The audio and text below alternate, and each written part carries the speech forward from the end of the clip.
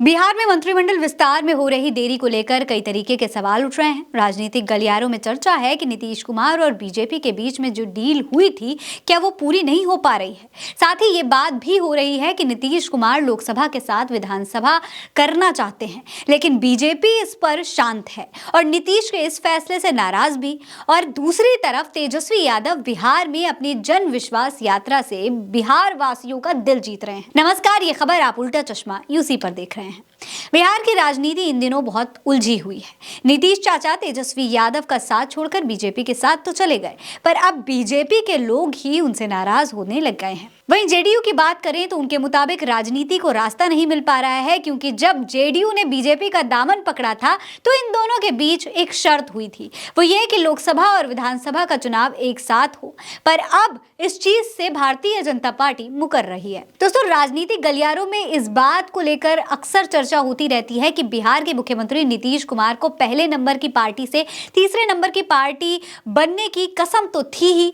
ये अलग बात है कि तीसरे नंबर की पार्टी रहने पर भी बीजेपी ने उन्हें सीएम के रूप में चुना, और मानो ये कोई भलाई करने जैसा या फिर उपकार करने जैसा लग रहा था, पर इसके पीछे भी बीजेपी का एक बहुत बड़ा खेल था। और नीतीश कुमार को इस बात का मलाल भी था कि इसे तीसरे नंबर की पार्टी बनाने की वजह भाजपा ही है। पर दोस्तों, इन सब के पीछे जेडीयू की एनडीए में आने की वजह क्या रही होगी और समझौता होने का पीछे क्या कारण रहा होगा, ये तो वो लोग ही जानते होंगे। लेकिन राजनीतिक गलियारों में इस बात की चर्चा जरूर है कि नीतीश कुमार लोकसभा और राज्यसभा चुनाव एक साथ कराना चाहते हैं। अब जेडीयू ऐसा क्यों करना चाहती है, इसके कई कारण भी हो सकते हैं। पहली जरूरत तो ये थी कि जेडीयू तीसरे नंबर की पार्टी से छुटकारा चाहती है।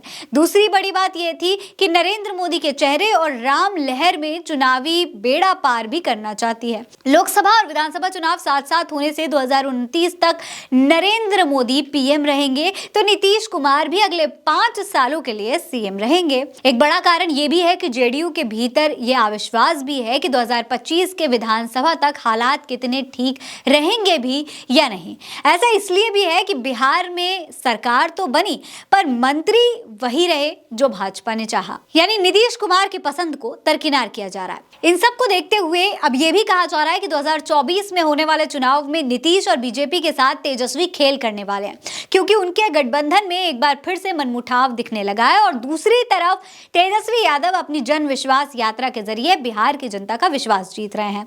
वो जिस भी क्षेत्र में जाते हैं, वहां पर लाखों की संख्या में उनके समर्थक उनको मिलते हैं, भीड़ उमड़ पड़ती है। अब इन सबको देखते हुए यही लग रहा है कि बिहार में तो खेल होगा ही, और नीतीश कुमार न इस पार के रहेंगे और न उस पार के।